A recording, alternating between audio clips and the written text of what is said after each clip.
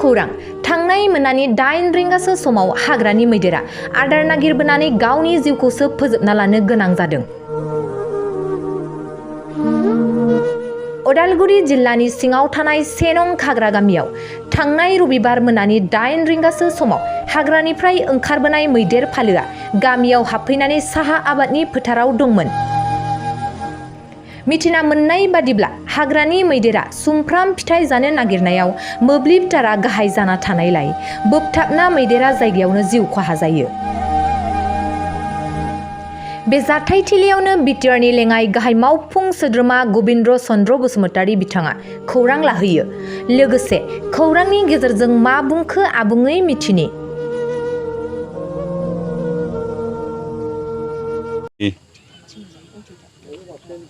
सोरां हादोरनि गामियाव मोनसे दुखु गोनां जाथाय जालांबाय। बेनो जाबाय थांनाय हराव प्राय 8टासो बाजियाव बे मैदेर मासे एक्सिडेन्ट जानानै थैबाय। 1 नं खाग्रा खिन्थु ओरैनो सोरां हादोर होननाबो बुङो बेवहाय। उनाव सरासर बे गामियाव प्राय मैदेर फैबाय थायो, 6टा 7टाहालागै फैयो आरो बिदिनो जानानै थाङो। गोदोमायाव बिदिनो जानो फैदोंमोन खोमा, खिन्थु बेवहाय जि जायगायाव हाथिनि फालो दंमोन बेवहाय इलेक्ट्रिक कारेन्टबो दंमोन आरो बे गाहायखाय हयथ' सुमफ्राम फिथाइ जानो होननानै मादोंमोन, बे गाहाय जाबोनानै तारा गाहाय जाबोनायखाय बेयाव नांनानै एक्सिडेन्टेलि मैदेरा थैबाय। आरो बे जोबोद दुखु गोनां बाथ्रा। बेखे मैदेरा जोंनि आसामनि हाग्रामानि मोनसे सम्पद आरो बेखौ बेबायदि खहा जायोब्ला जोंनि आसामनिनो भारतनिनो मोनसे खहा जायो। बेनिखाय आं बेखौसो खावलायनो सानो, बे इलेक्ट्रिसिटि डिपार्टमेन्टआ जाहाथे बे तारफोरखौ खोला तारनि जायगायाव सोलायनानै बेखौ जाहाथे राबार कटेड तार बाहायो, जाहाथे अब्ला अन्तत मानसिनो नांबाबो मैदेरफोरनो जिब जुनारफोरनो नांबाबो बे खहा खालामनाय नङा। जे खोला तारमोन, बेनिखाय मैदेरा बेखौ दांफ्लांदों आसलथे बेवहाय एक्सिडेन्टेलि थैबाय आरो बे जोंनि थाखाय जोबोद दुखु गोनां बाथ्रा। बेखौनो खावलायनोसो सानदों बेखि एपिडिसिएलनि जायफोर अथ'रिटि बिथांमोना जाहाथे हल आसामावनो जेसेबां इलेक्ट'रेट एरिया बेवहाय जिखिनि तार बाहायो बेखौ जाहाथे राबार कटेड तार बाहायो, जाहाथे एक्सिडेन्ट जाया आरो अन्तत' सोरबा मानसिफ्रा दांबाबो जिब जुनारफोरनो नांबाबो जाहाथे थैनायनिफ्राय बासिनो हायो। दिनै जोंहा बेबायदि खोला तार थानायखाय थैदों, नङाबा हयथ' बे राबार कटेड तार जानायबा थैनाय नङामोन। आरो बिनिफ्राय जिखिनि हाइट जानांगौ बेनिफ्राय एसे गाहाय जादों। हाइटआ अन्तत' 18 फिटनिफ्राय गोजौसिन जानायमोनब्ला बे थैनाय नङामोन, दांनोबो मोननाय नङामोन मैदेराबो। बेनिखाय बेफोर दुखु गोनां बाथ्रा जाबाय आरो जों दिनै दुखु फोरमायदों।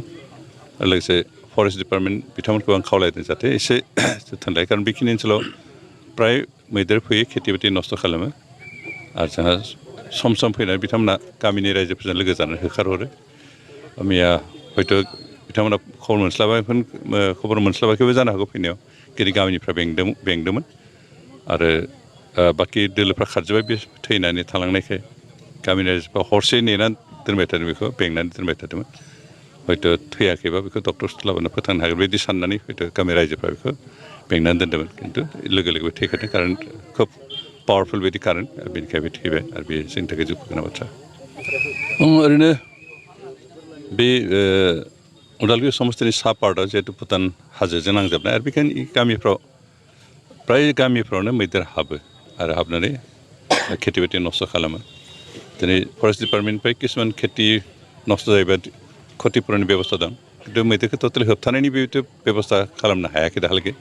बेखौ सिन्था खालामबाय थादों माबोरैहाय अन्तत' रायजो राजाफोरखौ मैदेरनिफ्राय बासायनो हायो। ओरैनो मानसि बुथारोबा 4 लाख करि क्षतिपुरन होनायनि बेबस्था दं, खिन्थु खेथि बाथि नस्थ' खालामबा बेसेबांखिनि मा क्षतिपुरन होगोन बेनि खाथां बेबायदि डिसिसन जायाखै, खिन्थु क्षतिपुरन होगोन बे डिसिसनालाय दं।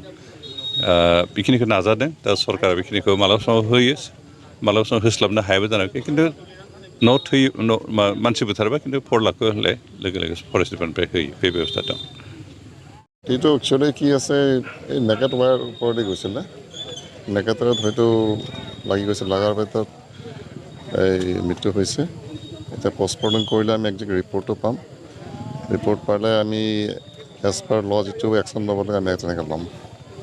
এতিয়া আমি হাতী এইটো কাৰণে কথা পাতি আছোঁ চৰকাৰৰ লগত আমি মিটিং দিবলৈ চেষ্টা কৰি আছোঁ সোনকালে মিটিং এটাও হ'ব মিটিঙত আমি মানে যিটো বাউণ্ডেৰী আছে ফৰেষ্টৰ বাউণ্ডেৰীত আমি চ'লাৰ ফেঞ্চিং দিয়াৰ চিন্তা কৰি আছোঁ আৰু সেইটো কাৰণে চব ষ্টেক হোল্ডাৰক মাতি আমি মিটিং এটা কৰিম কাৰণ বহুত কিছুমান জেগা ৰাস্তা আছে যিটো নেকি যিটো আমি কৰিডৰ বুলি কওঁ সেইটোৰে হাতী ৰেভিনিউ এৰিয়াত সোমাই যায় একচুৱেলি চাব গ'লে এইখিনি বহুত অঞ্চল আগতে ৰিজাৰ্ভ ফৰেষ্ট আছিলে য'ত নেকি হাতী চৰি আছিলে আজি মানে গোটেই দখল কৰাৰ কাৰণে হাতী চৰিবলৈ জেগা কমি গৈছে খাদ্য বিচাৰি এইবোৰ আহিলে কিছুমান কৰিডৰ এৰিয়াটো যিটো আমি ভাবিছিলোঁ বন্ধ কৰিম কিন্তু বন্ধ কৰিলে বহুত অসুবিধা হ'ব কাৰণ কৰিডৰ এৰিয়াটো ৰাখি বাকীখিনি অঞ্চল যিটো আছে আমি চ'লাৰ ফেঞ্চিঙৰ চিন্তা কৰি আছোঁ আলোচনা কৰিম আৰু যদি পাৰ্মিশ্যন হৈ যায় আমি সেই দিশে আগবাঢ়িম আৰু ইন দ্য চেম টাইম আমি চিন্তা কৰি ভিতৰত যদি হেবিটেট যিটো নষ্ট হৈছে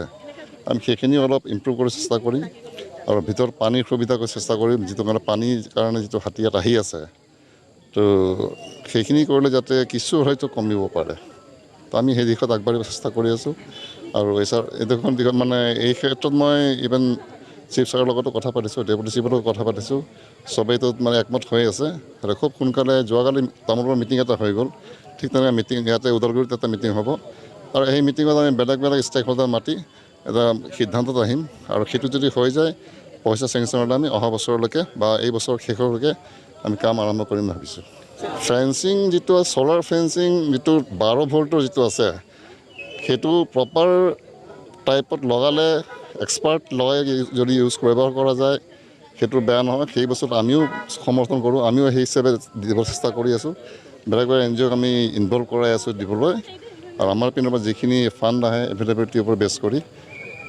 আমি চেষ্টা কৰিছোঁ बे बेलायाव आंनि फारसेनिफ्राय बुंनो गोनाङा बेनोसै जे मैदेरा दाल' बा दिनै हरावल' फैदों बे नङा गामाखालिफोरावबो फैबाय थायो दाख्लैबावैबो बिदिनो फाल मोनसे फैदों जादों थांदों आरो बिदिनो दिनै हराव नाथाय खोब अखा हादोंमोन आरो जों फैनायखौ जेबो पात्ता मोनाखै जेब्ला हाथिया गाबदों खोब गोसाहै अब्लाना थर मोन्दों जे हाथिया माबा मोनसे जाबाय नै बिदि दा बेयाव बिथिं फन खालामलायनानै नायफैबाय जे हाथिया थैना दङ आरो बेयाव गिदिंना दङ आरो नै बिदि अबस्थायाव आरो बेनि उनाव बे हाथिया मा अबस्थायाव जानानै बेयाव बिदि एक्सिडेन्ट जाखो जों खोब बिदि मोनसे डिटेल्स जोंथ' आरो बेखौ नुवाखै बुंनो जों हाया आरो